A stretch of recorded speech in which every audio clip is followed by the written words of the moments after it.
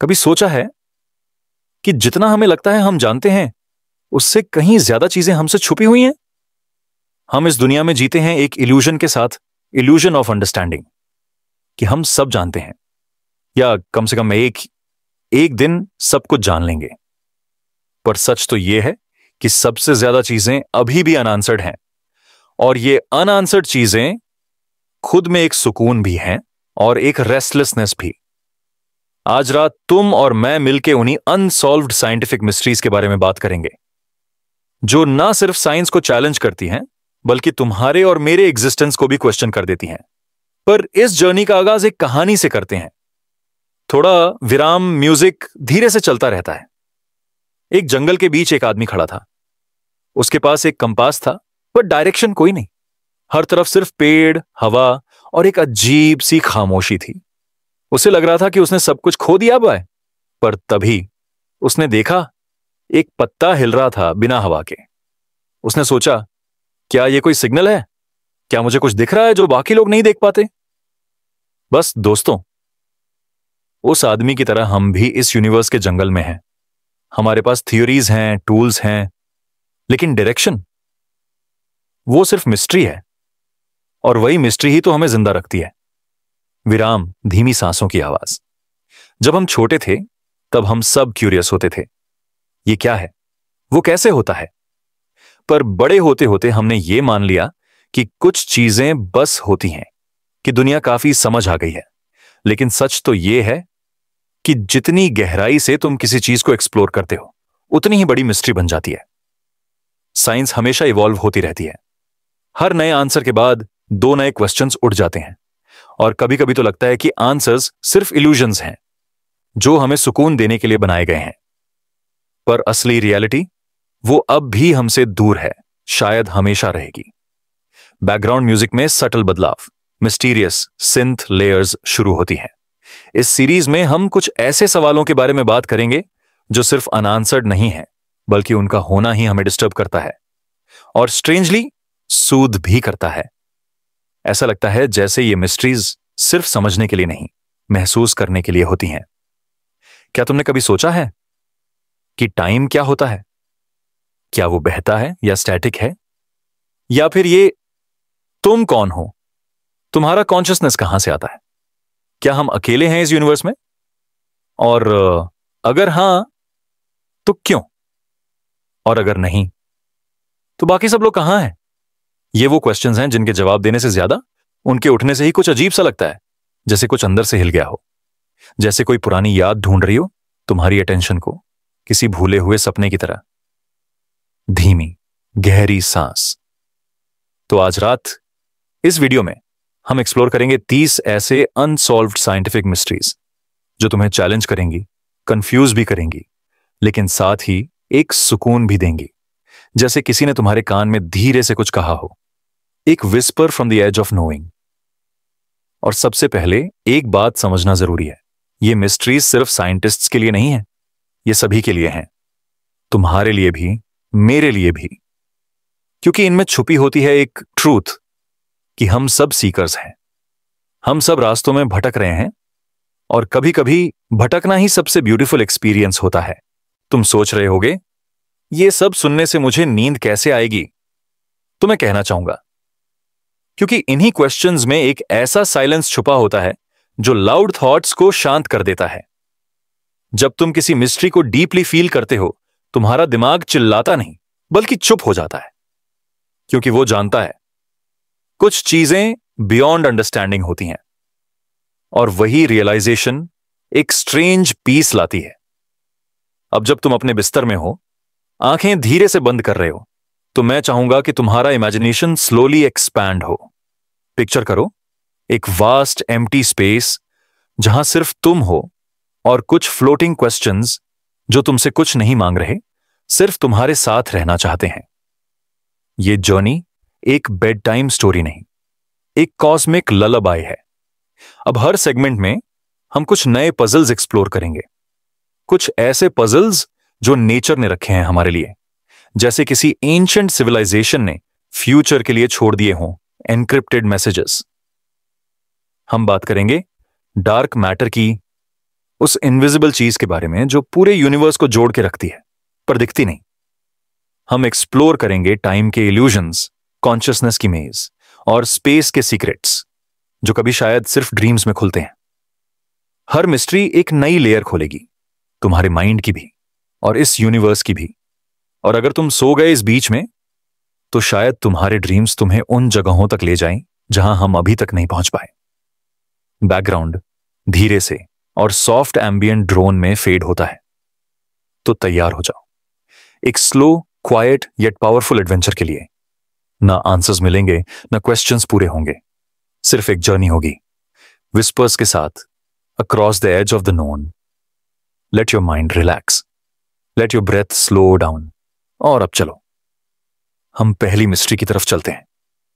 Coming up next, the invisible world, dark matter, dark energy and the hidden universe. जहां हम बात करेंगे उस 95% यूनिवर्स के बारे में जो है तो सही लेकिन इनविजिबल है। क्या तुमने कभी आसमान में देखा है एक अंधेरी सुनसान रात में तारे टिमटिमाते हैं, कुछ पास कुछ दूर, और तुम्हारे अंदर एक अजीब सा सुकून होता है, पर साथ ही एक कंफ्यूजन भी, एक अनकहा सवाल। ये सब कुछ तो दिखता है लेकिन जो नहीं दिख रहा उसका क्या?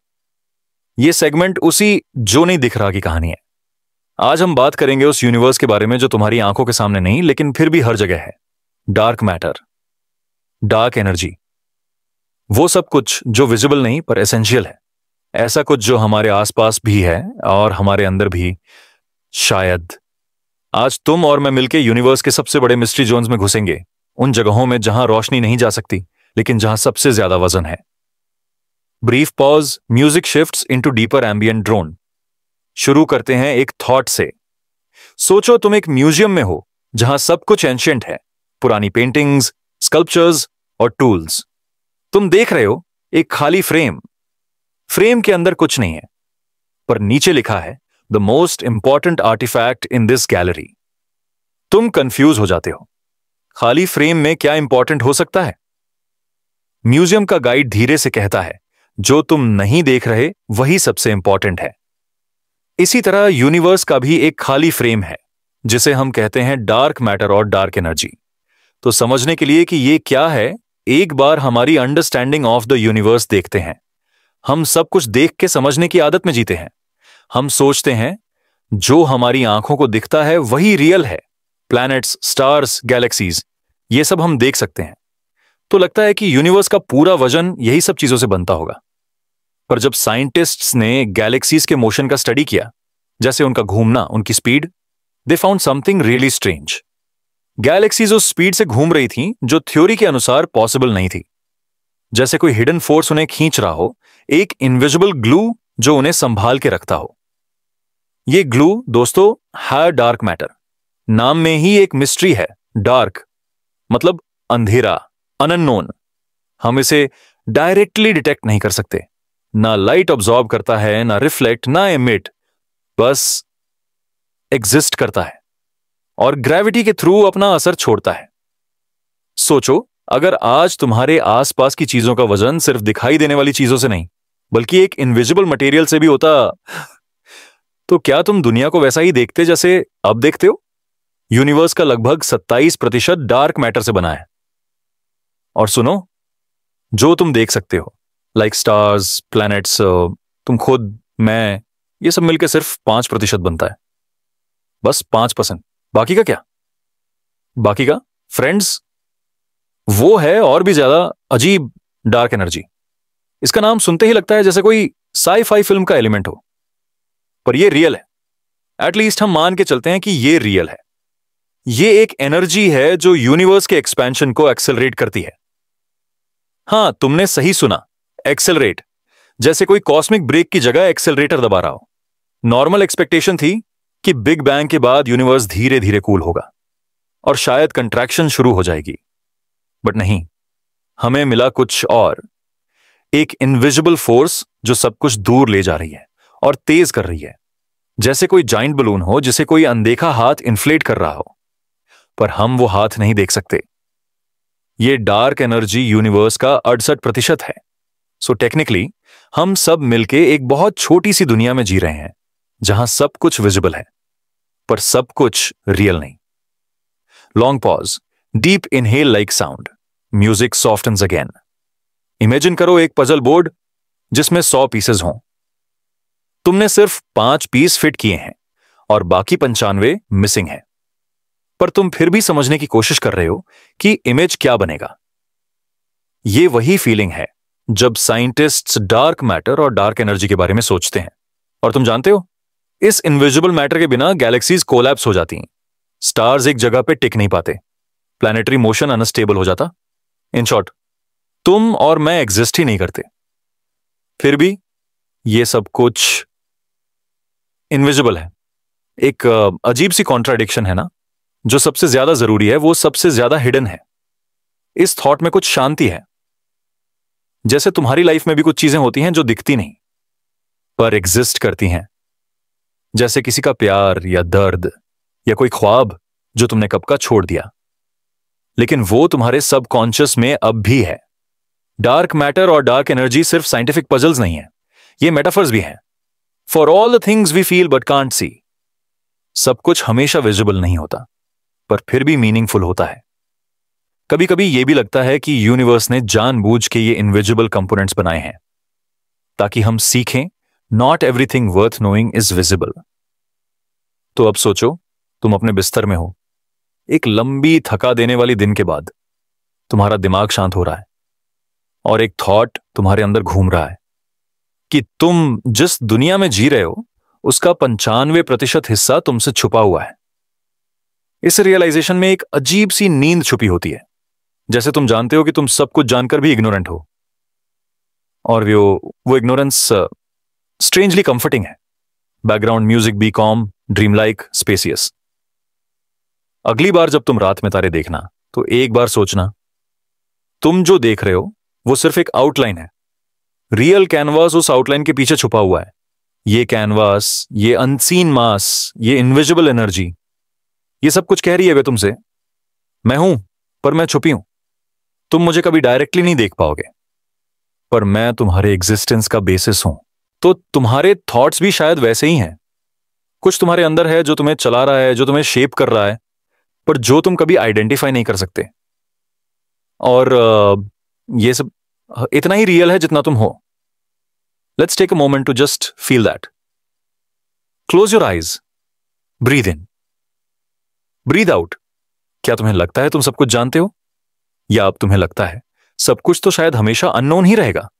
और अगर अननोन ही रहना है तो क्या हम उसे फियर के साथ देखते हैं या एक काल्म क्यूरियोसिटी के साथ? तुम कैसे देखोगे इस डार्कनेस को? एक मॉन्स्टर की तरह या एक सॉफ्ट ललबाई की तरह? अब जब तुम रेडी हो, हम चलते हैं अगली मिस्ट्री की तरफ, एक ऐसे पैराडॉक्स के पास जो तुम्हारी वेरी आइडेंटिटी को क्वेश्चन करेगा। क्या तुम्हारा फ्यूचर ऑलरेडी लिखा जा चुका है? Coming up next, the time illusion, is the future already happening.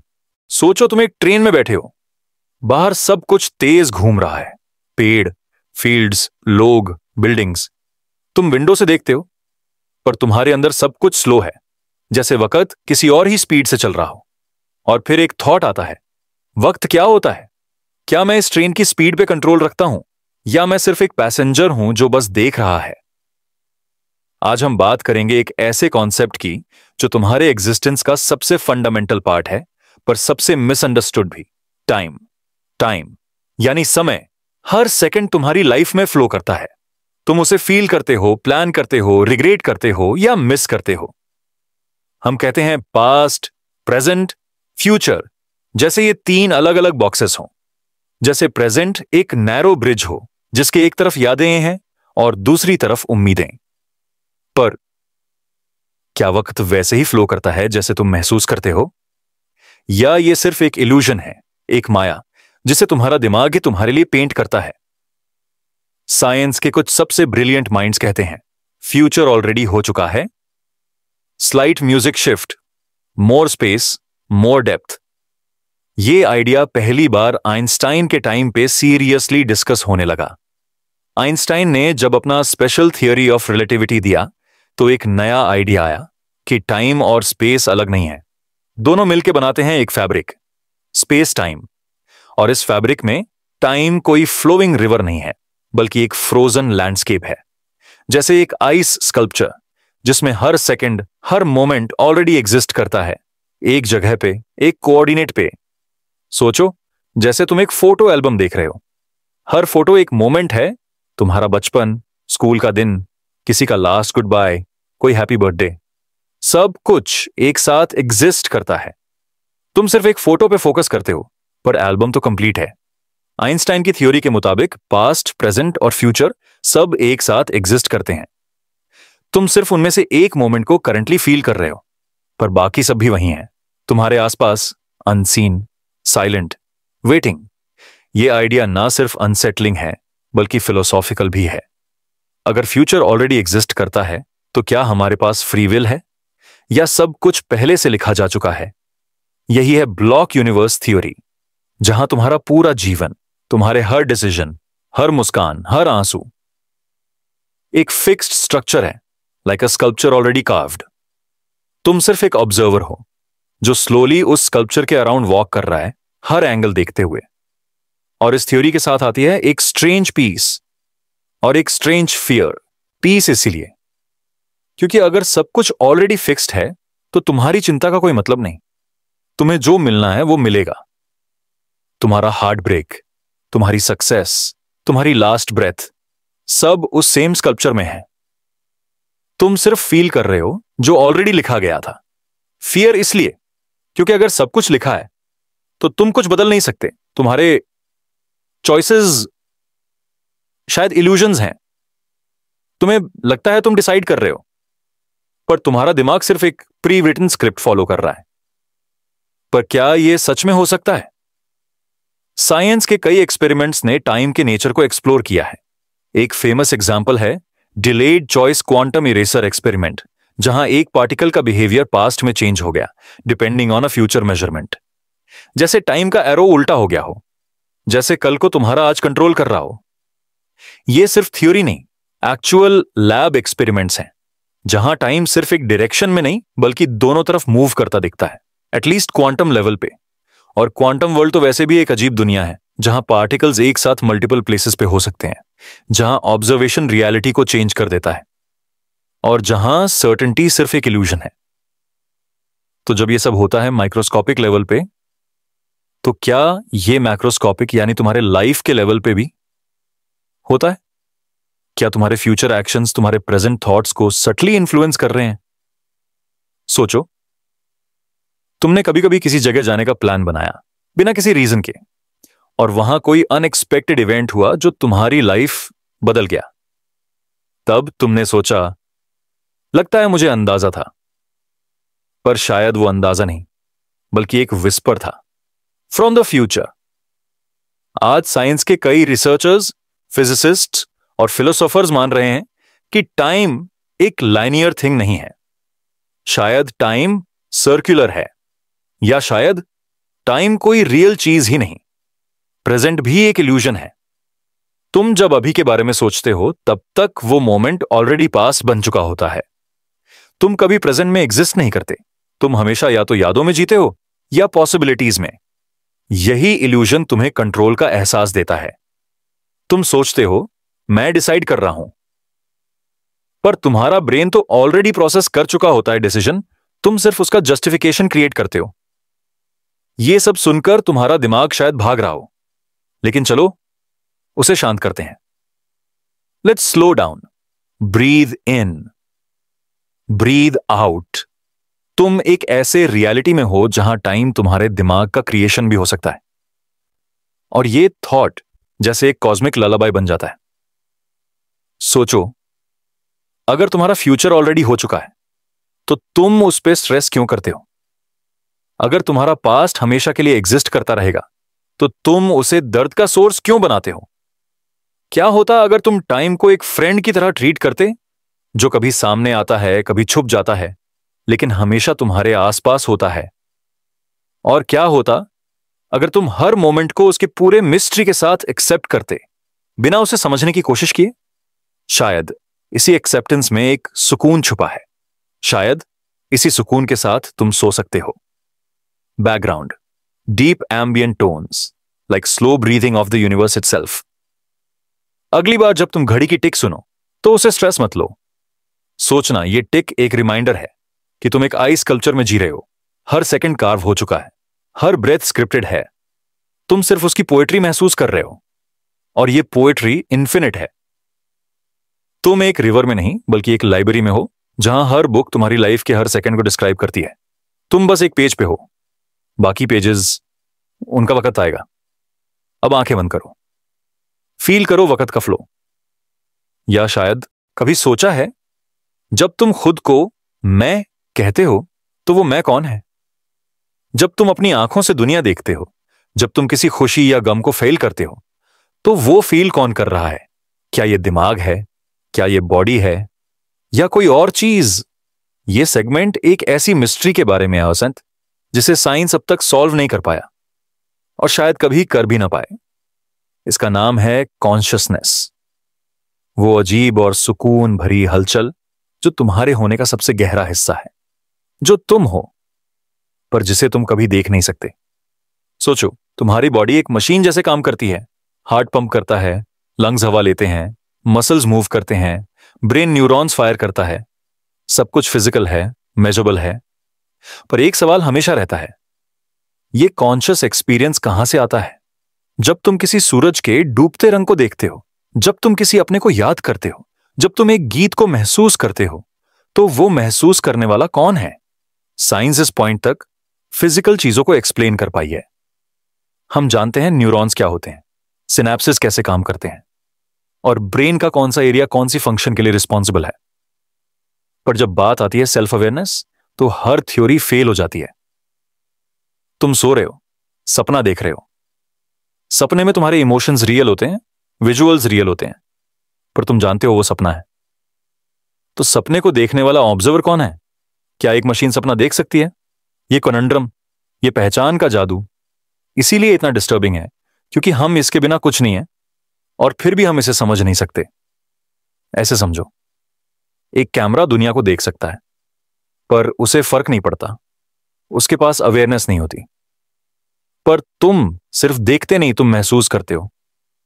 जब तुम किसी दर्द को फील करते हो, तो दर्द सिर्फ एक सिग्नल नहीं होता, वो एक एक्सपीरियंस होता है, उसका एक क्वालिया होता है। साइंस में इसे कहते हैं the hard problem of consciousness. David Chalmers, एक फिलोसोफर, ने इस कॉन्सेप्ट को पॉपुलर बनाया। उनका कहना था, हमें यह तो समझ आ गया कि ब्रेन में क्या सिग्नल्स होते हैं, कौन से केमिकल रिएक्शंस होते हैं, पर यह नहीं समझ आया कि वो सिग्नल्स एक्सपीरियंस कैसे बन जाते हैं। यह प्रॉब्लम हार्ड इसीलिए है क्योंकि यह मेजरेबल नहीं है। तुम किसी के दिमाग का स्कैन कर सकते हो, लेकिन तुम उसका दर्द नहीं महसूस कर सकते। तुम जान नहीं सकते कि कोई और इंसान कैसा फील कर रहा है। तो क्या कॉन्शियसनेस एक इल्यूजन है? कुछ साइंटिस्ट्स कहते हैं हां, कि तुम्हारा एक्सपीरियंस सिर्फ एक हेलुसिनेशन है, एक दिमाग का ट्रिक। तुम्हें लगता है तुम सेल्फ अवेयर हो, बट एक्चुअली तुम्हारा ब्रेन एक बायोलॉजिकल मशीन है जिसे सेल्फ अवेयरनेस का इल्यूजन चाहिए ताकि सर्वाइवल हो सके। पर अगर सेल्फ अवेयरनेस सिर्फ इल्यूजन है, तो इल्यूजन को देख कौन रहा है? यह पैराडॉक्स और डीप हो जाता है जब हम आर्टिफिशियल इंटेलिजेंस की बात करते हैं।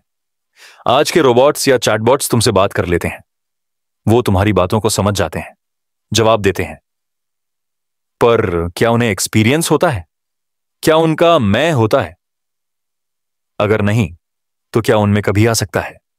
और अगर हां, तो कब हम कहेंगे कि एक मशीन जीवित है? क्या सिर्फ सिग्नल्स और कंप्यूटेशन से आई क्रिएट हो सकता है? कई लोग कहते हैं कि कॉन्शियसनेस एक इमर्जेंट प्रॉपर्टी है। मतलब जब कंप्लेक्सिटी एक लेवल पे पहुंच जाता है, तो सेल्फ अवेयरनेस ऑटोमेटिकली इमर्ज हो जाता है। जैसे एंट कॉलोनीज या वेदर सिस्टम्स, बहुत सारे छोटे पार्ट्स मिलकर कुछ बड़ा क्रिएट करते हैं। पर यह एक्सप्लेनेशन इनकम्प्लीट है, क्योंकि इमर्जेंस एक्सप्लेन करता है फंक्शन, ना कि एक्सपीरियंस। जब तुम किसी को प्यार से देखते हो या जब तुम किसी गाने में खो जाते हो, तो वो इमोशन कौन फील करता है? क्या वो सिर्फ केमिकल रिएक्शन है या कुछ और? कुछ थ्योरीज ये भी कहती हैं कि कॉन्शियसनेस फंडामेंटल है। मतलब यूनिवर्स के हर पार्टिकल में एक छोटी सी अवेयरनेस होती है। इस कॉन्सेप्ट को कहते हैं पैन साइकिज्म। इस थ्योरी के मुताबिक हर चीज, पत्थर, पानी, हवा, एटम, सब में थोड़ा बहुत कॉन्शियसनेस होता है। और जब ये छोटी छोटी अवेयरनेस मिलती है तो हायर कॉन्शियसनेस बनती है, जैसे तुम। ये थॉट थोड़ा स्पिरिचुअल लगता है, पर कई फिजिसिस्ट्स इस आइडिया को सीरियसली कंसिडर कर रहे हैं, क्योंकि कॉन्शियसनेस एक ऐसी चीज है जो फिजिकल लॉज से एक्सप्लेन नहीं होती। तो हो सकता है कि वो लॉज के पहले से एग्जिस्ट करती हो। अब सोचो, अगर कॉन्शियसनेस ट्रूली यूनिवर्सल है तो क्या पेड़ भी कॉन्शियस होते हैं? क्या एक नदी को अपनी फ्लो का एहसास होता है? क्या एक ग्रह, एक गैलेक्सी खुद को महसूस कर सकती है? और अगर ऐसा है तो तुम और मैं सिर्फ अलग इंडिविजुअल नहीं, एक कॉस्मिक कॉन्शियसनेस के फ्रैगमेंट्स हैं। एक और माइंड बेंडिंग थियरी है, इंटीग्रेटेड इंफॉर्मेशन थियरी। इसके मुताबिक कॉन्शियसनेस का लेवल इस बात पे डिपेंड करता है कि सिस्टम के पार्ट्स कितना इंफॉर्मेशन इंटीग्रेट करते हैं। मतलब जितना ज्यादा इंटरकनेक्टेड और कॉम्प्लेक्स सिस्टम होगा, उतनी ही ज्यादा उसकी अवेयरनेस होगी। तो हो सकता है कि एक सिंगल सेल थोड़ा कॉन्शियस हो, एक इंसान ज्यादा, और एक एंटायर इकोसिस्टम और भी ज्यादा। ऐसे आइडियाज न सिर्फ साइंटिफिक हैं बल्कि डीपली फिलोसॉफिकल भी। और जब तुम रात के सन्नाटे में ये सब सोचने लगो तो तुम्हें खुद पे डाउट होता है। तुम ये सोचते हो, मैं कौन हूं? मैं ये बॉडी हूं, या मैं वो आवाज हूं जो मुझे कह रही है कि मैं बॉडी हूं? ये सेल्फ इंक्वायरी, ये क्वेश्चनिंग पुराना है। वेदांत में भी इसे आत्मा विचार कहते हैं। महर्षि रामाना कहते थे, सबसे गहरा सवाल होता है मैं कौन हूं, और उसका जवाब कभी डायरेक्ट नहीं होता। तुम उस आंसर को महसूस करते हो, समझ नहीं पाते, क्योंकि कॉन्शियसनेस समझने की चीज नहीं, होने की चीज है। और जब तुम ये समझने की कोशिश करते हो तब तुम एक पैराडॉक्स में घुस जाते हो। तुम खुद को देखने की कोशिश करते हो, पर तुम खुद ही देखने वाले हो। जैसे एक आंख खुद को देखने की कोशिश करे बिना मिरर के। यही है कॉन्शियसनेस का रियल मिस्ट्री। तुम उसे पकड़ नहीं सकते, तुम उसे डिफाइन नहीं कर सकते, पर तुम उसके बिना कुछ भी नहीं हो। Background fading to a soft wind chime, like ripples of thought dissolving into silence. तो अब जब तुम सो रहे हो, आंखें बंद कर रहे हो, तो बस एक बार सोचना, वो आवाज जो तुम्हारे दिमाग में चल रही है वो तुम हो या कुछ और? वो ड्रीम्स जो तुम देख रहे हो वो सिर्फ ब्रेन सिग्नल्स हैं या एक और रियलिटी का पोर्टल? क्या तुम्हारा मैं सिर्फ तुम्हारा नाम, बॉडी और मेमोरी है, या वो एक अनंत फ्लेम है जो इस यूनिवर्स के हर कोने में है?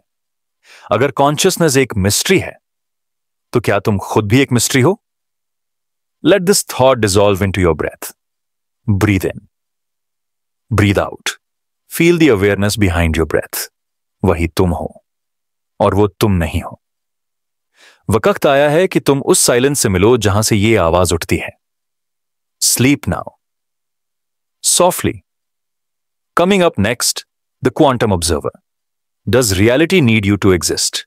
कल्पना करो, एक कमरा है, उस कमरे में एक डिब्बा रखा है और उस डिब्बे के अंदर एक बिल्ली है। पर यह कोई सामान्य डिब्बा नहीं है। इस डिब्बे में एक ऐसा यंत्र है जो शायद बिल्ली को मार भी सकता है, और शायद नहीं भी। जब तक तुम डिब्बे को खोलते नहीं, तुम नहीं कह सकते कि बिल्ली जिंदा है या मर चुकी है। यह कोई हॉरर कहानी नहीं है, यह क्वांटम मैकेनिक्स का सबसे विचलित कर देने वाला विचार प्रयोग है। श्रोडिंगर की बिल्ली।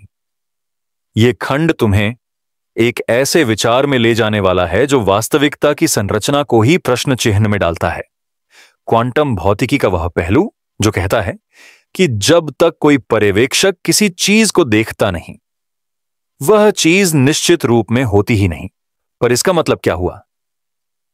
यह तो जैसे कहना हो कि तुम जब किसी कमरे से बाहर जाते हो तो वह कमरा अस्तित्व में ही नहीं होता जब तक तुम वापस ना जाओ और उसे फिर देखो। क्वांटम मैकेनिक्स कहती है कि सब कुछ, हर इलेक्ट्रॉन, हर फोटॉन, हर कण कई अवस्थाओं में होता है एक साथ। इस विचार को कहते हैं सुपरपोजिशन। मतलब एक इलेक्ट्रॉन एक ही समय में दो जगह हो सकता है। एक फोटॉन एक ही क्षण में दो दिशाओं में गति कर सकता है। हर संभावना एक साथ अस्तित्व में रहती है।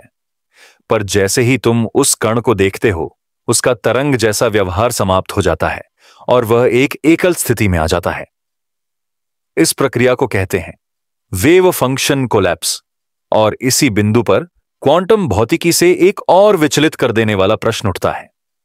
क्या वास्तविकता को अस्तित्व में आने के लिए किसी पर्यवेक्षक की आवश्यकता है?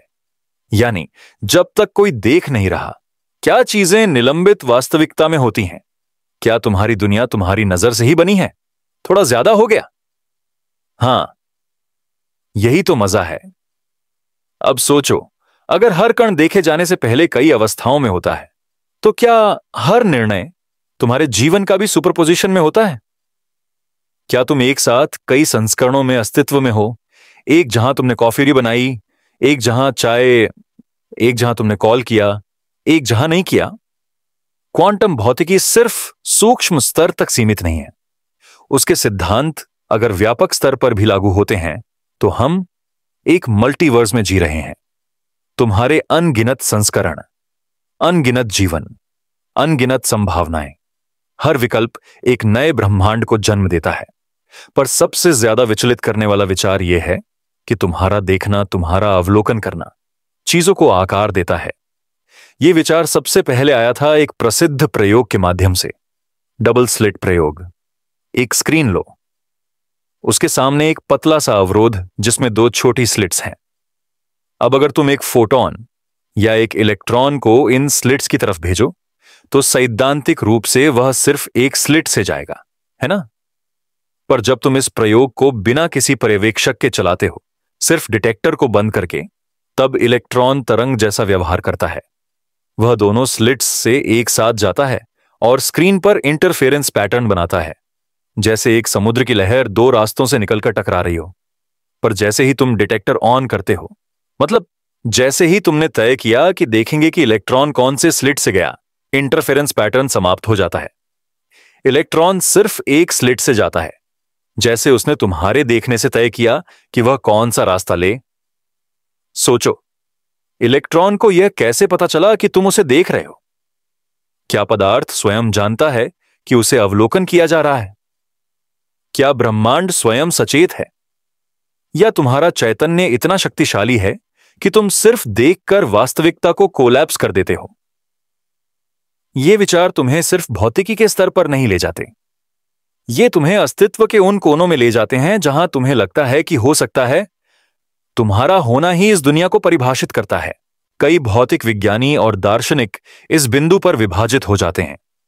एक मत कहता है कि वास्तविकता स्वतंत्र है, पर्यवेक्षक कोई महत्व नहीं रखता, मतलब यह सब सिर्फ भ्रम है, हम सिर्फ संकेतों की व्याख्या कर रहे हैं। लेकिन एक और मत कहता है, नहीं, पर्यवेक्षक की उपस्थिति आवश्यक है। वास्तविकता तब तक अनिर्धारित होती है जब तक तुम उसे देख नहीं लेते। इस सिद्धांत को कहते हैं सहभागिता आधारित मानव केंद्रित सिद्धांत, पार्टिसिपेटरी एंथ्रोपिक प्रिंसिपल। मतलब ब्रह्मांड वैसे ही अस्तित्व में आता है जैसे हम उसे देखते हैं, और शायद, सिर्फ शायद, ब्रह्मांड हमारे होने के बिना वैसे अस्तित्व में नहीं होता। इसका एक और रूप है सोलिप्सिज्म, एक दार्शनिक विचार जो कहता है कि तुम्हारे अलावा कुछ भी वास्तविक नहीं है, बाकी सब, यह दुनिया, लोग, स्थान, समय, सिर्फ तुम्हारी चेतना की कल्पनाएं भी हैं। हां, यह चरम लगता है, पर अगर क्वांटम भौतिकी सच है तो यह चरम भी संभावना बन जाता है। कई लोग यह प्रश्न उठाते हैं, अगर कोई पेड़ जंगल में गिरता है और कोई उसे सुनने वाला नहीं होता, तो क्या उसके गिरने की आवाज होती है? क्वांटम दृष्टिकोण से शायद नहीं, क्योंकि बिना पर्यवेक्षक के घटना अस्तित्व में नहीं आती। अब सोचो, अगर तुम सो रहे हो, तुम्हारी आंखें बंद हैं, तो क्या दुनिया बंद हो जाती है? जब तुम उठते हो तो क्या तुम फिर से उसे देखकर चालू करते हो? यह कल्पना नहीं, यह संभावना है। क्वांटम भौतिक विज्ञानी जॉन व्हीलर कहते थे, हम एक सहभागी ब्रह्मांड में रहते हैं। मतलब ब्रह्मांड स्थिर या निश्चित नहीं है, वह तुम्हारे इंटरैक्शन से विकसित होता है। तुम्हारा देखना, तुम्हारा सोचना, तुम्हारा अवलोकन करना, यह सब सृजनात्मक शक्तियां हैं। तुम सिर्फ दुनिया को देख नहीं रहे, तुम उसे बना रहे हो। एक और प्रयोगात्मक विचार है क्वांटम मिरेजर। इसमें तुम भविष्य में तय करते हो कि तुमने अवलोकन किया या नहीं, और वह निर्णय अतीत के परिणाम को बदल देता है। यानी तुम्हारा भविष्य का अवलोकन तुम्हारे अतीत की वास्तविकता को ओवरराइड कर देता है। यह विचार इतना विचित्र है कि तुम्हारा तार्किक मस्तिष्क उसे अस्वीकार करेगा, पर प्रयोग यह दिखाते हैं क्वांटम स्तर पर समय भी रैखिक नहीं होता। कारण और परिणाम उल्टे भी हो सकते हैं। तो अब जब तुम किसी चीज को देखते हो, किसी क्षण को याद करते हो, तो क्या तुम उसे सिर्फ याद नहीं कर रहे? क्या तुम उसे दोबारा वास्तविकता बना रहे हो? सोचो, तुम्हारी यादें, तुम्हारी कल्पनाएं, तुम्हारा देखना, सब कुछ एक प्रक्रिया का हिस्सा है जिसमें तुम और ब्रह्मांड एक दूसरे को निरंतर प्रभावित कर रहे हो। यह कोई साई-फाई फैंटेसी नहीं, यह एक रहस्य है जो हर बार भौतिक वैज्ञानिकों को उलझन में डाल देता है। क्वांटम पर्यवेक्षक की यह रहस्यपूर्णता का सबसे सूक्ष्म और काव्यात्मक पहलू यह है कि जब तक तुम कुछ अवलोकन नहीं करते, तुम उसे समझ नहीं सकते, और जैसे ही तुम देखते हो, तुम उसकी संभावनाओं को समाप्त कर देते हो। वह हर संभावना, हर संस्करण कोलैप्स हो जाता है, सिर्फ एक वास्तविकता बन जाती है। जैसे तुम्हारी आंखों के पीछे कोई दिव्य कलाकार हो जो एक कैनवास पर चित्र तब तक नहीं बनाता जब तक तुम उसे न देखो। तो शायद तुम्हारा देखना ही तुम्हारे ब्रह्मांड को पैदा करता है। और अगर ऐसा है, तो जब तुम आंखें बंद करते हो, जब तुम सपना देखते हो, तो क्या तुम एक नई क्वांटम संभावना में प्रवेश करते हो? एक ऐसी दुनिया जिसमें नियम लचीले हैं, समय मुलायम है और वास्तविकता तुम्हारे देखने से बन रही है। तो अब जब तुम नींद की ओर जा रहे हो, थोड़ा रुको, सोचो, क्या तुम सपना देखोगे या वो तुम्हें? क्या तुम उस दुनिया को बनाओगे या वह तुम्हारा इंतजार कर रही है? एक गहरी सांस लो, अपनी आंखें बंद करो और महसूस करो कि तुम्हारा देखना, तुम्हारा होना कितना शक्तिशाली है। शायद तुम ब्रह्मांड के चेतन बिंदु हो, एक दृष्टि जो वास्तविकता को जोड़ने वाली है। सो जाओ और देखते रहो। अगले खंड में हम जाएंगे एक और विचलित कर देने वाले रास्ते पर, जहां समय की प्रकृति स्वयं एक भ्रम हो सकती है। Coming up next, the illusion of time. What if time doesn't really exist? कभी सोचा है वक्त का असली मतलब क्या होता है? तुम अभी इस वीडियो को देख रहे हो, तुम्हारा फोन हाथ में है, तुम्हारा दिमाग कह रहा है कि ये अभी का मोमेंट है। पर अगर मैं तुमसे कहूं कि ये जो प्रेजेंट मोमेंट तुम्हें इतना रियल लगता है, शायद सिर्फ एक इल्यूजन है।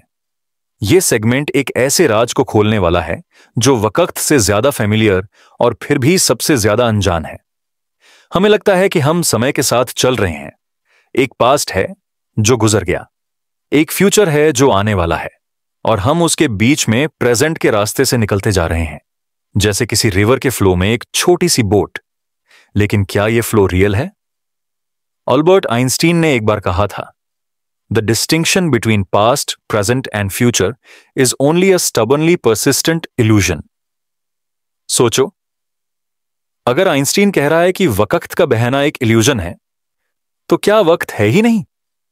फिजिक्स के कुछ सबसे पावरफुल थ्योरीज कहती हैं कि टाइम वैसे एग्जिस्ट नहीं करता जैसा हमें लगता है। जैसे ही तुम क्लासिकल फिजिक्स से क्वांटम या रिलेटिविस्टिक फिजिक्स की तरफ जाते हो, तुम टाइम को अलग देखने लगते हो। रिलेटिविटी के हिसाब से टाइम एब्सोल्यूट नहीं होता। तुम्हारे लिए जो एक सेकंड है, किसी और के लिए ज्यादा या कम हो सकता है।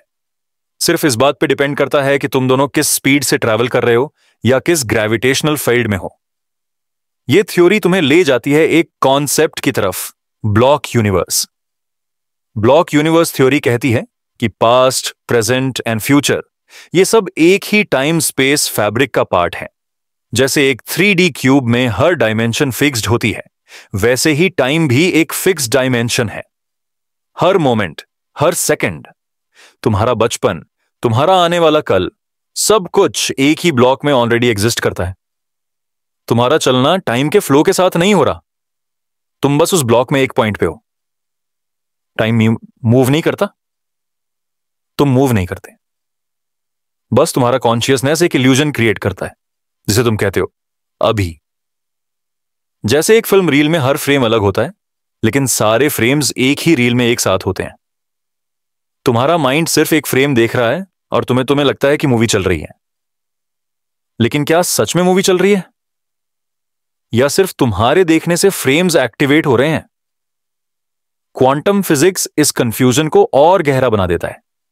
क्वांटम लेवल पे पार्टिकल्स फ्यूचर के इवेंट्स से इन्फ्लुएंस हो सकते हैं, मतलब कॉज और इफेक्ट उल्टा भी हो सकता है। जैसे कोई डिसीजन जो तुम कल लेने वाले हो, वो तुम्हारे आज के पार्टिकल बिहेवियर को इन्फ्लुएंस करता है। टाइम का एरो यहां ब्रेक हो जाता है। एंट्रोपी यानी डिसऑर्डर, जो नॉर्मली टाइम के फॉरवर्ड फ्लो को डिफाइन करता है, वो भी क्वांटम सिस्टम्स में रिवर्स हो सकता है। सोचो, अगर टाइम एक इल्यूजन है, तो क्या यादें भी इल्यूजन हैं? क्या तुम्हारा पास्ट तुम्हारे दिमाग का कंस्ट्रक्ट है? और अगर सब कुछ एक ही फैब्रिक में ऑलरेडी एग्जिस्ट करता है, तो क्या तुम्हारा फ्यूचर भी लिखा जा चुका है? फिलोसोफर्स इस आइडिया को कहते हैं इटर्नलिज्म। यह कहता है कि हर मोमेंट, जैसे कि किसी बच्चे का जन्म या किसी प्यारे का बिछड़ना, सब कुछ टाइमलेसली एग्जिस्ट करता है। तुम्हारा आना और जाना, मिलना और खोना, ये सब इवेंट्स सिर्फ तुम्हारे ऑब्जर्वेशन पे डिपेंड करते हैं। तुम्हारे फील करने से वो रियल लगते हैं। लेकिन जब तुम सो रहे होते हो या जब तुम सपना देख रहे होते हो, तो क्या तुम टाइम के फ्लो से बाहर होते हो? ऐसा लगता है कि सपनों में कोई टाइम होता ही नहीं। कभी 5 सेकंड में तुम 5 घंटे का सफर कर लेते हो, कभी पूरा दिन एक पल में गुजर जाता है। तो क्या तुम्हारे सपने टाइम की असली नेचर को दिखाते हैं? साइंस इस बात पे डिवाइडेड है, लेकिन कई लोग मानते हैं कि टाइम एक कॉग्निटिव कंस्ट्रक्ट है। जैसे तुम्हारा ब्रेन साउंड को प्रोसेस करता है, वैसे ही टाइम को भी प्रोसेस करता है। जब तुम किसी नए एक्सपीरियंस में होते हो, तुम्हें लगता है टाइम स्लो हो गया। जब तुम रूटीन में होते हो, टाइम तेज निकलता है।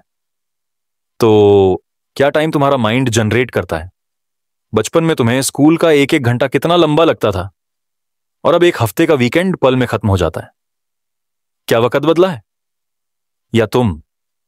कई एक्सपेरिमेंट्स ये सजेस्ट करते हैं कि तुम्हारा परसेप्शन ऑफ टाइम तुम्हारी अटेंशन से डायरेक्टली रिलेटेड होता है।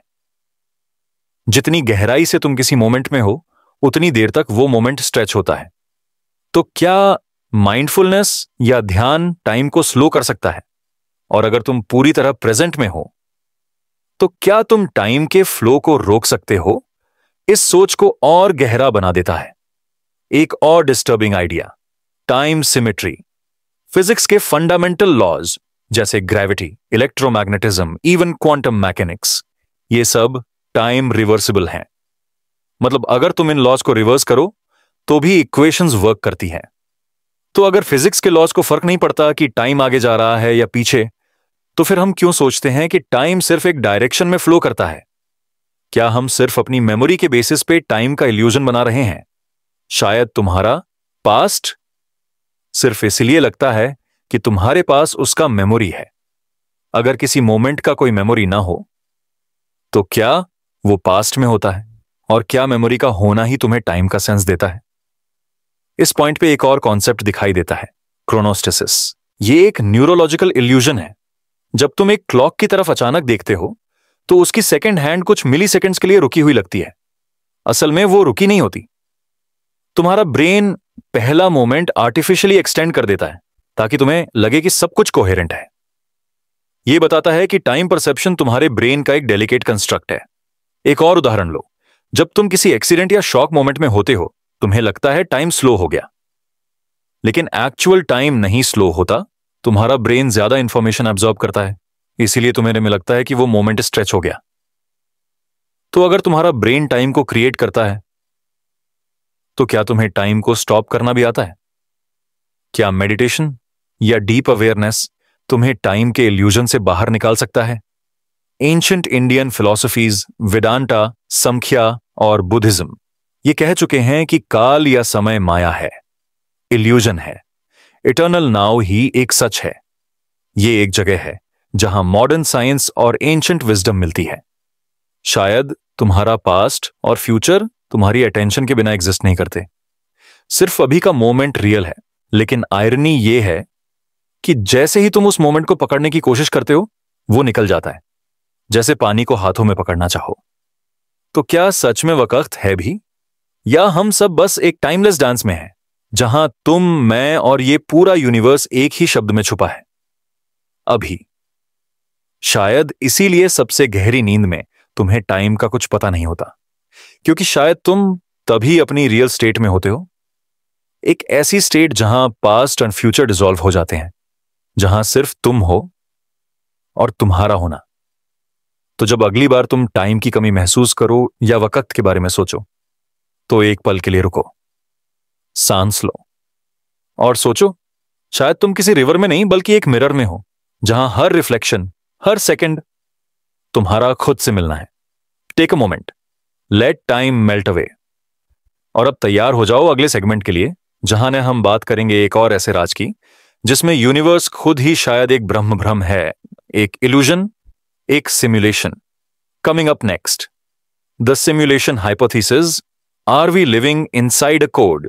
कभी तुमने सोचा है कि ये जो दुनिया तुम देख रहे हो, ये जो तुम्हारा आज का दिन है, ये जो तुम्हारा अपना एग्जिस्टेंस है, शायद सब कुछ एक बड़ी सी कंप्यूटर सिमुलेशन हो। मतलब हम सब एक तरह से एक कोड के अंदर जी रहे हैं। यह आइडिया पहले साइंस फिक्शन फिल्मों में ज्यादा दिखाई देता था, पर आज मॉडर्न फिजिक्स, टेक्नोलॉजी और फिलॉसफी की कुछ थ्योरीज कहती हैं कि यह सिर्फ कहानी नहीं, शायद सच हो सकता है। इस सेगमेंट में हम एक्सप्लोर करेंगे कि सिमुलेशन हाइपोथेसिस क्या है, इसका मतलब क्या है और यह हमारे लिए क्या सोचने की जगह छोड़ता है। सबसे पहले थोड़ा टाइम लेकर इमेजिन करो, तुम्हारे आसपास जो सब कुछ तुम देखते हो, लोग, बिल्डिंग्स, ट्रीज, क्लाउड्स, स्टार्स, क्या ये सब किसी बड़े कंप्यूटर प्रोग्राम के अंदर की डिजिटल इमेजेस हैं? क्या तुम्हारा अपना बॉडी, तुम्हारी सोच, तुम्हारा कॉन्शियसनेस एक वर्चुअल रियलिटी के पार्ट हैं? इस आइडिया को सबसे पहले सीरियस फिलोसोफर निक बॉस्ट्रम ने 2003 में प्रेजेंट किया था। उन्होंने कहा कि या तो हमारी सिविलाइजेशन एक्सटिंक्ट हो चुकी होगी बिना एडवांस कंप्यूटिंग के, या फिर हमारे पास इतनी एडवांस टेक्नोलॉजी होगी जो पूरे यूनिवर्स को सिमुलेट कर सकती है। अगर ऐसा है तो पॉसिबिलिटीज क्या हैं? सबसे इंटरेस्टिंग बात यह है कि अगर एडवांस सिविलाइजेशंस के पास अपने एंसेस्टर्स के सिमुलेशन चलाने की एबिलिटी है, तो बहुत हाई चांस है कि हम उसी सिमुलेशन में हैं। यह पैराडॉक्स कुछ इस तरह से समझ आता है कि जब हम सोचें कि यूनिवर्स रियल है, तो शायद असली यूनिवर्स में एडवांस्ड बीइंग्स अपने पुरखों का सिमुलेशन चला रहे हैं, और अगर वो सिमुलेशन चला रहे हैं तो हम उसी के अंदर हैं, रियल नहीं पर वर्चुअल। अब तुम सोच रहे होगे कि यह सब कहानी है, पर ऐसे सवाल पूछो, अगर तुम्हारी दुनिया एक सिमुलेशन है तो क्या तुम्हारा फ्री विल है? क्या तुम अपनी लाइफ खुद कंट्रोल कर रहे हो, या कोई कोड तुम्हारे डिसीजंस पे रन कर रहा है? साइंस फिक्शन में तो यह हमेशा एक सस्पेंस होता है, लेकिन असली दुनिया में यह क्वेश्चन ज्यादा गहरा है। कंप्यूटर गेम्स की दुनिया सोचो। जब तुम एक गेम खेलते हो, तुम्हारी चॉइसेस लिमिटेड होती हैं, लेकिन तुम्हें लगता है कि तुम फ्री हो, पर असल में तुम गेम के रूल्स के अंदर ही मूव कर रहे हो। तो अगर हम एक सिमुलेशन में हैं, तो क्या हमारे चॉइसेस भी एक तरह के एल्गोरिदम्स के अंदर लिमिट किए गए हैं? और अगर हां, तो क्या हम अपने प्रोग्रामर्स को कभी देख सकते हैं या उनके कोड्स को तोड़ सकते हैं? फिलोसोफर्स और साइंटिस्ट कहते हैं कि एक दिन टेक्नोलॉजी इतनी एडवांस्ड हो जाएगी कि सब कुछ सिमुलेट किया जा सकेगा। लाइफ, कॉन्शियसनेस, यूनिवर्स के हर पार्टिकल का बिहेवियर। और अगर ऐसा हुआ तो लॉजिकली वो सिमुलेशन खुद भी दूसरी सिमुलेशंस जनरेट कर सकता है, एक सिमुलेशन के अंदर दूसरी सिमुलेशन। ये एक इन्फिनिट रिग्रेशन है, जिसे हम सिमुलेशन नेस्टिंग भी कहते हैं। सोचो, अगर हम अपनी रियलिटी के बारे में सच में जानना चाहते हैं, तो हमें अपने यूनिवर्स के कोड को समझना होगा। क्या फिजिक्स के फंडामेंटल कांस्टेंट्स एक कोड के पैरामीटर्स हैं? क्या क्वांटम फिजिक्स की अनप्रेडिक्टेबिलिटी एक तरह का प्रोग्राम्ड रैंडमनेस है? कुछ साइंटिस्ट्स ने क्वांटम मैकेनिक्स की अजीब प्रॉपर्टीज को इस हाइपोथेसिस से जोड़कर देखा है, जैसे क्वांटम पार्टिकल्स एक जगह पे एक साथ मल्टीपल स्टेट्स में एग्जिस्ट कर सकते हैं, सुपरपोजिशन, या इंस्टेंटेनियसली एक दूसरे से जुड़े हो सकते हैं, एंटेंगलमेंट। क्या ये सब एक तरह के ग्लिचेस हैं जो हमारे सिमुलेशन के कोड में हैं? या फिर हमारे दिमाग के एल्गोरिदम्स, हमारी कॉन्शियसनेस सिर्फ एक इलैबोरेट प्रोग्राम है? यह सोचकर ही तुम्हारा माइंड थोड़ा अजीब सा एक्सपीरियंस करता होगा। अब सोचो, अगर हम एक सिमुलेशन में हैं, तो इसका मतलब यह भी हो सकता है कि हम अपनी रियलिटी को ऑल्टर कर सकते हैं। मतलब, अगर हमारी सोच बहुत पावरफुल हो या हम अपने दिमाग की लिमिट्स तोड़ दें, तो हम अपनी रियलिटी के कोड को मॉडिफाई कर सकते हैं। यह कॉन्सेप्ट लूसिड ड्रीमिंग के आइडियाज से मिलता जुलता है। जब तुम सपने में हो, तुम्हारे कंट्रोल के अंदर ज्यादा होता है। तुम अपनी दुनिया को अपनी मर्जी से बदल सकते हो। क्या वेकिंग रियलिटी भी कुछ वैसे ही है, जहां तुम्हें कंट्रोल मिल सकता है? पर जब तक तुम उस सिमुलेशन का असली कोड नहीं समझ पाते, तब तक तुम उसके एक छोटे से हिस्से हो। और यह भी सोचो कि अगर सिमुलेशन है तो शायद हमारे प्रोग्रामर्स हमें ऑब्जर्व कर रहे हैं। क्या हम उनके लिए एक एक्सपेरिमेंट हैं या शायद एक एंटरटेनमेंट? यह आइडिया थोड़ा अनसेटलिंग लग सकता है, लेकिन अगर तुम इस बात को पीसफुली सोचो तो एक सुकून भी मिलता है, क्योंकि इसका मतलब है कि हम सब कनेक्टेड हैं। हमारा यूनिवर्स, हमारी लाइफ, हमारी कॉन्शियसनेस सब किसी बड़े डिजाइन का पार्ट है। और यह डिजाइन चाहे जो भी हो, हमारी लाइफ को एक नई मीनिंग देता है। हम सिर्फ रैंडम मॉलिक्यूल्स नहीं हैं, पर एक बड़े मैट्रिक्स के अंदर का एक जरूरी टुकड़ा है। इस मैट्रिक्स का मतलब समझना एक मिस्ट्री है, और शायद एक दिन हम अपने सिमुलेशन के लिमिट्स को तोड़कर नई दुनिया में जाएंगे। पर तब तक, जब तक तुम सो रहे हो, तुम्हारे सपने तुम्हें यह बताते रहेंगे कि तुम्हारा माइंड कितना पावरफुल है। एक ऐसी दुनिया में जहां सब कुछ पॉसिबल है और सब कुछ वर्चुअल।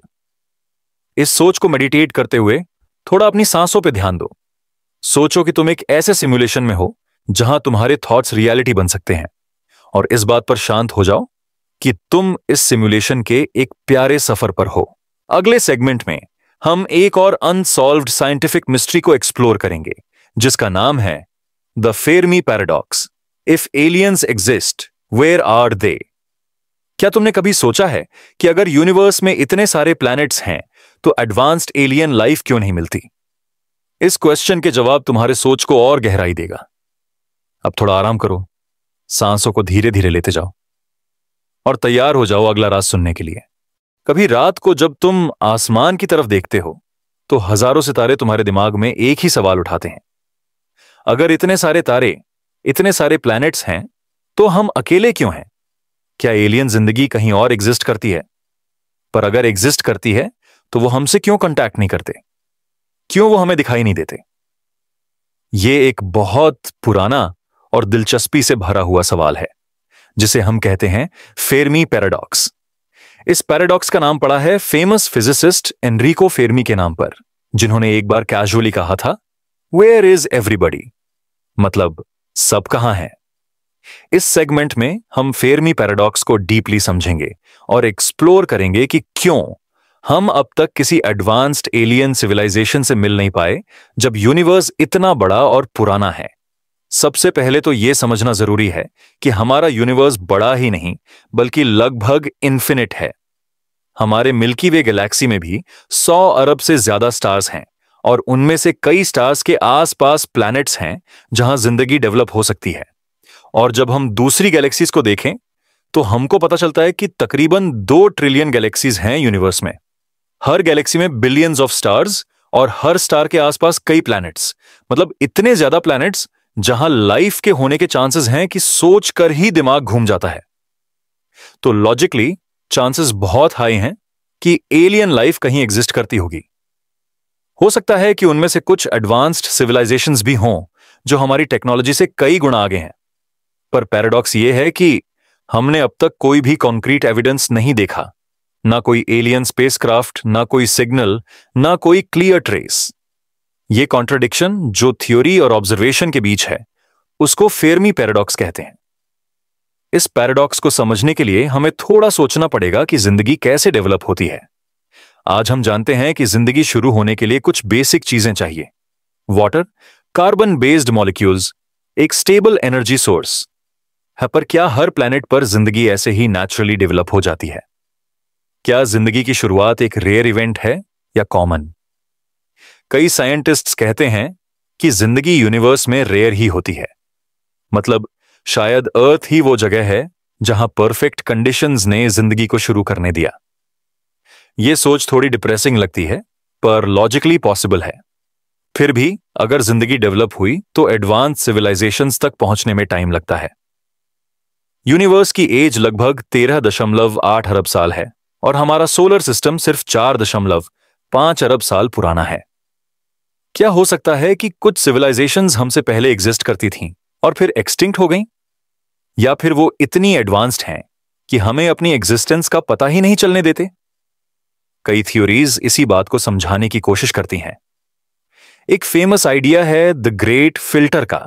इसका मतलब है कि जिंदगी के एवोल्यूशन में कुछ ऐसे बड़े हर्डल या ऑब्स्टेकल होते हैं जो ज्यादा एडवांस सिविलाइजेशंस बनने से रोकते हैं। शायद वो हर्डल लाइफ का शुरू होना हो, या इंटेलिजेंस का डेवलप होना, या फिर टेक्नोलॉजी का इतना एडवांस्ड होना कि वो अपनी सिविलाइजेशन को सरवाइव कर सके। अगर ग्रेट फिल्टर पास्ट में है, मतलब हमने उसको क्रॉस कर लिया, तो हम लकी हैं। पर अगर वो फ्यूचर में है तो हमें अपनी टेक्नोलॉजी के मिसयूज से बचना होगा, वरना खतरा हो सकता है। दूसरा पॉसिबल जवाब है कि एडवांस्ड एलियंस डिलिबरेटली अपनी एग्जिस्टेंस को छुपा रहे हैं। इस आइडिया को हम कहते हैं जू हाइपोथेसिस। मतलब वो हमें ऑब्जर्व कर रहे हैं पर इंटरफियर नहीं कर रहे, जैसे हम एनिमल्स को जू में देखते हैं। शायद वो चाहते हैं कि हम अपनी नेचुरल एवोल्यूशन खुद कंप्लीट करें बिना उनके डिस्टर्ब किए। यह सोच भी काफी अजीब है, लेकिन लॉजिकली संभव है। एक और सोच यह है कि एलियंस हमसे इतने एडवांस्ड हैं कि वो हमारी वेवलेंथ पे सिग्नल सेंड नहीं कर रहे, या फिर उनका कम्युनिकेशन सिस्टम हमारी अंडरस्टैंडिंग से बिल्कुल अलग है। हम रेडियो वेव्स के जरिए स्पेस में सिग्नल्स भेजते हैं, पर शायद एडवांस्ड सिविलाइजेशंस क्वांटम या किसी और टेक्नोलॉजी के जरिए बात करते हैं जो हम डिटेक्ट नहीं कर सकते। और हां, एक और अजीब सोच यह भी है कि शायद एलियंस ऑलरेडी हमारे बीच हैं, पर हम उन्हें रिकॉग्नाइज नहीं कर पाते। कई कंस्पिरेसी थ्योरीज में यह आइडिया मिलता है, पर साइंटिफिकली प्रूव करना मुश्किल है। अब जब हम इतनी पॉसिबिलिटीज के बारे में सोचते हैं तो हमारा दिमाग सोचता है कि हम कितने छोटे हैं इस इन्फिनिट यूनिवर्स में, और यह भी सोचते हैं कि जिंदगी की असली मीनिंग क्या है। क्या हम सच में अकेले हैं, या फिर कोई कभी हमारी तरफ आएगा? यह मिस्ट्री हमारे लिए एक अजीब सा सुकून भी ला सकती है, क्योंकि इसका मतलब यह है कि हमारी लाइफ प्रेशियस है और हमारी जिंदगी के डिसीजंस, हमारे इमोशंस, हमारे सपने, सब कुछ यूनिक है। और अगर एलियंस हमें कांटेक्ट करेंगे तो वो एक ऐसे राज का हिस्सा होंगे जिसे समझना हमारे लिए एक नई दुनिया खोल देगा। पर तब तक, जब तक हम रात को आसमान की तरफ देखते हैं, हम अपनी इमेजिनेशन को एक्सप्लोर करते हैं। सोचते हैं कि क्या वो हमारी तरह सोचते होंगे? क्या उनके भी सपने होंगे? क्या वो भी अपनी एग्जिस्टेंस के बारे में क्वेश्चंस पूछते होंगे? और इस सोच में एक अजीब सी शांति मिलती है। तुम्हारे दिल को एक सुकून मिलता है कि यूनिवर्स इतना बड़ा है और हम उसका एक छोटा हिस्सा हैं। और यह सोचकर तुम अपनी आंखों को धीरे धीरे बंद कर सकते हो, अपने सपनों की दुनिया में जा सकते हो, जहां तुम एलियंस से मिलते हो, जहां तुम उनके साथ बातें करते हो, जहां तुम यूनिवर्स के मिस्ट्रीज को एक्सप्लोर करते हो बिना किसी डर के। अब जब तुम धीरे धीरे नींद की तरफ बढ़ रहे हो, सोचो कि तुम्हारा दिमाग इतने सारे अनआंसर्ड क्वेश्चंस के साथ एक शांत, खूबसूरत जगह पर है, जहां हर मिस्ट्री एक कहानी बन जाती है और तुम उस कहानी का हिस्सा हो। थोड़ी देर के लिए अपनी सांसों को महसूस करो, लेकिन बिना किसी जल्दी के। जब तुम नेक्स्ट सेगमेंट में जाओगे, हम एक और अजीब साइंटिफिक मिस्ट्री के बारे में बात करेंगे, जिसका नाम है कॉन्शियसनेस। हमारी सोच का राज क्या है? यह टॉपिक और भी ज्यादा माइंड बेंडिंग है, क्योंकि यह बताता है कि हम अपने आप को कैसे समझते हैं, अपनी एग्जिस्टेंस को कैसे फील करते हैं, और हमारी असली रियलिटी क्या है। तो अब अपनी आंखों को धीरे धीरे बंद करो, सांसों को डीप और स्मूथ बनाओ, और अपनी इमेजिनेशन को तैयार करो अगले स्वर के लिए। जब हम अपनी आंखें धीरे धीरे बंद करते हैं, जब रात की खामोशी हमारे चारों तरफ छाती होती है, तब सबसे गहरा और सबसे बड़ा सवाल हमारे दिमाग में आता है, मैं कौन हूं? यह सवाल हमारे जीवन के सबसे रहस्यमयी पहलू यानी कॉन्शियसनेस के बारे में है। कॉन्शियसनेस यानी जागरूकता वो अनुभव है जो हम सभी करते हैं। ये वो चमत्कार है जो हमें अपनी दुनिया का एहसास दिलाता है, अपनी खुशियों का पता चलता है, अपने दुखों का सामना करने की ताकत देता है। लेकिन क्या ये इतना सादा है? क्या हम सच में समझ पाते हैं कि कॉन्शियसनेस है क्या? साइंस ने इस सवाल को सुलझाने के लिए हजारों सालों से कोशिश की है, पर आज भी यह सबसे बड़ा राज बना हुआ है। यह ऐसी चीज है जो हम हर पल महसूस करते हैं, पर समझ नहीं पाते कि इसका असली नेचर क्या है। सबसे पहले तो ये सोचिए कि जब आप अपने आसपास की दुनिया को देखते हैं, जब आप अपने दिमाग में सोचते हैं, जब आप अपने जज्बात को महसूस करते हैं, तो ये सब कैसे पॉसिबल होता है? कैसे होता है कि न्यूरॉन्स और ब्रेन सेल्स के कॉम्प्लेक्स नेटवर्क के बावजूद आप अपनी एक अलग पहचान महसूस करते हैं? अगर हम थोड़ा साइंटिफिक नजर से देखें तो हमारे दिमाग में अरबों न्यूरॉन्स होते हैं जो इलेक्ट्रिसिटी और केमिकल्स के जरिए सिग्नल्स भेजते हैं। ये सिग्नल्स एक जटिल तरीके से कनेक्ट होते हैं जो हमारे सोचने, समझने या महसूस करने का काम करता है। लेकिन ये सब कुछ करने के बावजूद ब्रेन सिर्फ एक ऑर्गन है। तो फिर वो कैसे बन जाता है हमारी सोच का राज? ये पैराडॉक्स है, ब्रेन की फिजिकल एक्टिविटी और कॉन्शियस एक्सपीरियंस के बीच का गैप। साइंटिस्ट्स इस गैप को हार्ड प्रॉब्लम ऑफ कॉन्शियसनेस कहते हैं। मतलब ये कि हम समझ नहीं पा रहे हैं कि ब्रेन के फिजिकल प्रोसेसेस से कॉन्शियस एक्सपीरियंस कैसे निकलता है। कुछ फिलोसोफर्स और साइंटिस्ट्स कहते हैं कि शायद कॉन्शियसनेस एक अलग चीज है जो ब्रेन के अलावा एग्जिस्ट करती है। इस आइडिया को ड्यूअलिज्म कहते हैं। मतलब एक तरफ है फिजिकल ब्रेन और दूसरी तरफ है कॉन्शियस माइंड जो उससे अलग है। पर मॉडर्न साइंस इस आइडिया को एक्सेप्ट नहीं करता क्योंकि हमने अभी तक कोई साइंटिफिक प्रूफ नहीं पाया है। दूसरी तरफ कुछ साइंटिस्ट्स का मानना है कि कॉन्शियसनेस एक इमर्जेंट प्रॉपर्टी है। मतलब जब ब्रेन के न्यूरॉन्स इतने कॉम्प्लेक्स नेटवर्क बनाते हैं तो कॉन्शियसनेस नेचुरली अराइज हो जाती है, जैसे पानी के मॉलिक्यूल्स जब आइस बनने लगते हैं। यह सोच भी इंट्रीगिंग है क्योंकि इसका मतलब है कि हमारी कॉन्शियसनेस एक फिजिकल चीज है जो हम समझ नहीं पाए हैं अभी तक। लेकिन फिर भी जब हम अपनी नींद के बारे में सोचते हैं तो हमें पता चलता है कि कभी हम कॉन्शियस होते हैं, कभी नहीं। जैसे जब हम गहरी नींद में होते हैं तब हमारी कॉन्शियसनेस टेम्पोरली डिसअपीयर हो जाती है, फिर वापस आ जाती है जब हम उठते हैं। यह बताता है कि कॉन्शियसनेस एक डायनामिक और चेंजिंग प्रोसेस है जो हमारे ब्रेन के स्टेट पर डिपेंड करता है। पर सबसे ज्यादा दिलचस्प बात यह है कि कॉन्शियसनेस के बिना दुनिया का कोई मतलब नहीं होता। अगर हम अवेयर नहीं हैं, अगर हम सोच नहीं पाते तो सब कुछ मीनिंगलेस लगता है। यह बात हमारे एग्जिस्टेंस को एक नई गहराई देती है। यह सोचकर ही दिल में एक अजीब सी शांति होती है कि हमारे पास एक अनमोल गिफ्ट है, वो गिफ्ट जिसे हम कॉन्शियसनेस कहते हैं। और जब हम अपनी सांसों पर ध्यान देते हैं, जब हम अपनी आंखों को धीरे धीरे बंद करते हैं तो हम उस गिफ्ट को महसूस कर सकते हैं। कभी सोचा है कि जब तुम सो जाते हो तब तुम्हारा कॉन्शियस माइंड कहां चला जाता है? क्या वो एक अलग जगह पर जाता है या फिर टेम्पररी रुक जाता है? ड्रीमिंग स्टेट यानी सपनों की दुनिया भी एक और डिमेंशन है कॉन्शियसनेस का। जब हम सपने देखते हैं तो हमारी कॉन्शियसनेस एक अलग रूप में होती है, कहीं रियल तो कहीं इमेजिनरी। यह सपनों की दुनिया भी एक साइंटिफिक मिस्ट्री है जिसे अब तक पूरी तरह समझा नहीं गया। कॉन्शियसनेस के साथ एक और अजीब सवाल जुड़ा है, सेल्फ का कंसेप्ट क्या है? हम अपने आप को एक डिस्टिंक्ट एंटिटी के रूप में कैसे महसूस करते हैं? हमारी याददाश्त, हमारे एक्सपीरियंसेस, हमारी फीलिंग्स कैसे बनाते हैं एक यूनिक आई या सेल्फ? इस सवाल पर कई फिलोसोफर्स ने डिबेट किया है। बुद्धिज्म जैसी फिलॉसफीज कहती हैं कि सेल्फ एक इल्यूजन है। मतलब जो हम सोचते हैं कि हम हैं वो एक कंटिन्यूअसली चेंजिंग प्रोसेस है, एक इल्यूजन जो हमारे दिमाग ने बनाया है। यह आइडिया एक काल्मिंग थॉट भी है क्योंकि इसका मतलब है कि हम अपने इमोशंस, अपने दुख, अपने गुस्से को आसानी से छोड़ सकते हैं। और ये जो इल्यूजन ऑफ सेल्फ है वो भी कॉन्शियसनेस का एक पार्ट है। साइंस, फिलॉसफी और स्पिरिचुअलिटी के बीच ये जगह कॉन्शियसनेस के मिस्ट्रीज को एक्सप्लोर करने के लिए परफेक्ट है। अब तुम सोच रहे होगे कि इतनी गहराइयों के बाद भी हम अपने आप को समझ नहीं पाए हैं, पर यही बात कॉन्शियसनेस को इतनी खास बनाती है। ये एक ऐसी मिस्ट्री है जो हर एक इंसान के अंदर चलती रहती है बिना किसी शोर के। और जब तुम इस मिस्ट्री में खो जाते हो तो तुम्हारे दिमाग में एक शांत सा राग बजता है, किसी गहरे समुंदर की तरह जिसमें सुकून और अजीब सी रोशनी होती है। और यह सोचकर तुम अपनी आंखों को और धीरे धीरे बंद करते हो, अपने आप को उस रोशनी में धोने देते हो।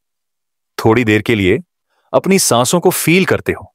हर सांस के साथ तुम और गहराई में उतरते हो, और जैसे जैसे तुम अपनी नींद की तरफ बढ़ते हो, तुम्हें पता है कि ये कॉन्शियसनेस का सफर हर दिन नए रूप में तुमसे मिलने आता है। कहीं ना कहीं तुम्हारे सपनों में तुम उस अनमोल गिफ्ट के साथ हो जिसका नाम है अवेयरनेस। इस सफर में तुम कभी अकेला नहीं हो। यूनिवर्स तुम्हारे साथ है, तुम्हारी हर सांस के साथ, तुम्हारी हर खुशी और दर्द में।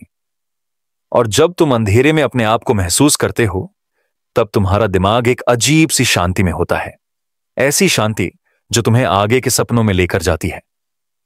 तो अब जब तुम अपनी आंखों को बंद कर रहे हो, सोच रहे हो कि तुम्हारा दिमाग कितनी मिस्ट्रीज को अपने अंदर छुपाए हुआ है, एक छोटी सी बात याद रखना। कॉन्शियसनेस यानी हमारी जागरूकता एक ऐसी चाबी है जो तुम्हें अपनी इनर दुनिया के दरवाजे खोलने देती है। और यह दरवाजा खोलने की कोशिश तुम्हारी सबसे खूबसूरत नींद की शुरुआत है।